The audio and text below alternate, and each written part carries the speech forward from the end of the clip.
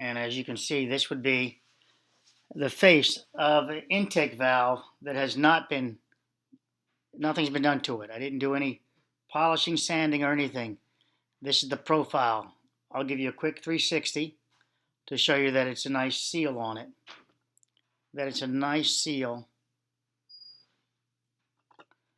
And I'll give you some quick data. We'll look at the head of it also. The head, which I like to call the outer face, makes it easy to understand which head I'm talking about, even though everyone seems to have a calling it one thing's called the head, but nevertheless, I'm going to still call it multiple names. So as we're looking at it, this seat is pretty good. I mean, it's got no carbon built up pretty much no carbon built up on the seat. Now watch what happens when I go inside the seat towards the stem. We start seeing carbon built up, and this is the intake. So this is the air only, not the exhaust. Let me fix that. Not the exhaust. And it's a clear definition of carbon built up, which you would be, restrictive to airflow. But how much we're looking at it. I'm looking at it physically. You add it all up. You'd have to add it all up, scrape it all off, and weigh it, and then see the mass of it. But right now it is quite restrictive. Plus the shapes of it would cause airflow issues. But it's very interesting that it's on the back side of this. So that means during that overlap where the one valve is closing and the other one's open, we've got some carbon built up coming through. Passing over, but kind of oddly, why is it passing over and not actually getting onto the seats, this 45 degrees? Well, that's an odd question. I mean, that's an odd thing, Why is it none there? It's carbon we're looking at. It's carbon we're looking at. But is it from the heat, from the explosion coming up through the stem? And this is not being a heat sink at this point because it's not coming in contact right here, where it's not coming in contact with the engine head. The stem is floating free, if you will.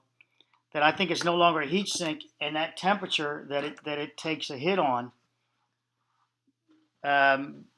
allows carbon, allows carbon to be built up with, I'm guessing, partial ignition of the air behind it. The temperature, the rises of the behind the stem there. So follow that weird thinking. All right, let's look at the face of this, the head of this real quick, or the outer edge, if you will, the outer face.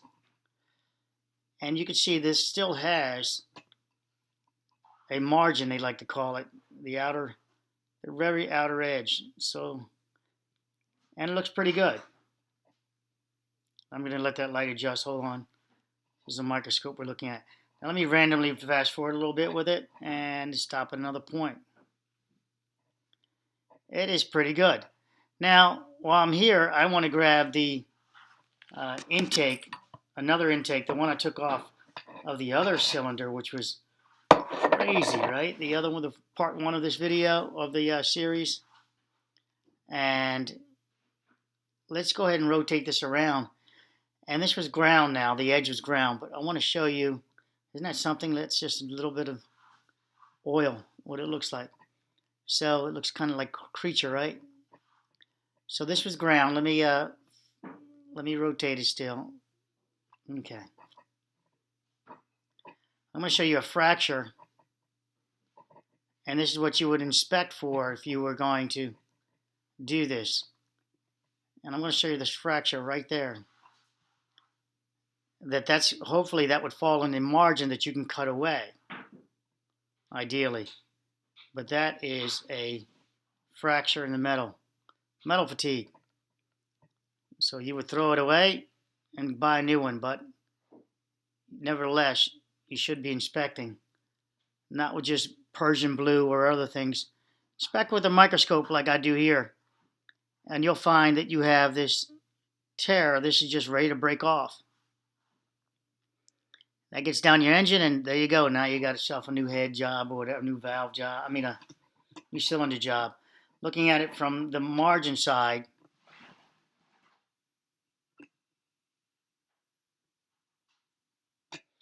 It's a very thin margin as this was tapered, and you can see the grinding is pretty aggressive there. This was for my, and we're at a huge magnification. Huge magnification. I want to show you something here. Let's roll around. We're going to come back to that fracture. Back to the fracture.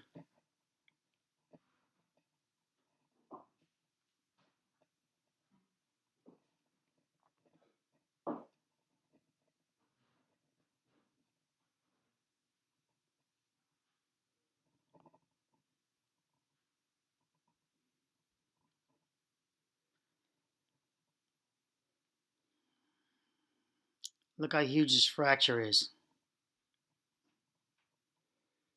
The naked eye, I cannot see that with my naked eye.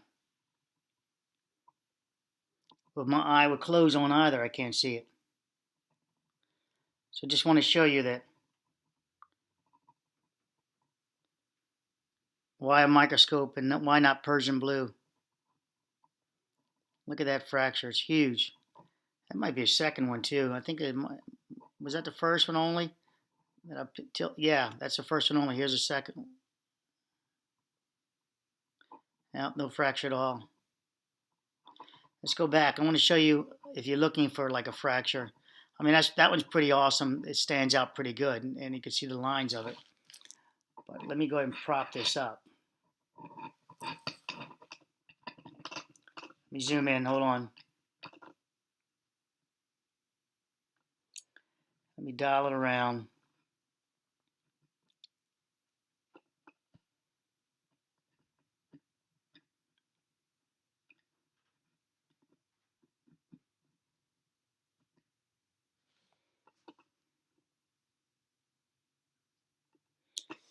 And when you're looking for these fractures, I mean, this is pretty clear, but the fibers, you see the fibers, I like to call these, the metal, that they no longer continue. They're broken, and then here they are here. And obviously this is a rip or tear. Again, with my naked eye, I do not see this at all. I do not see this.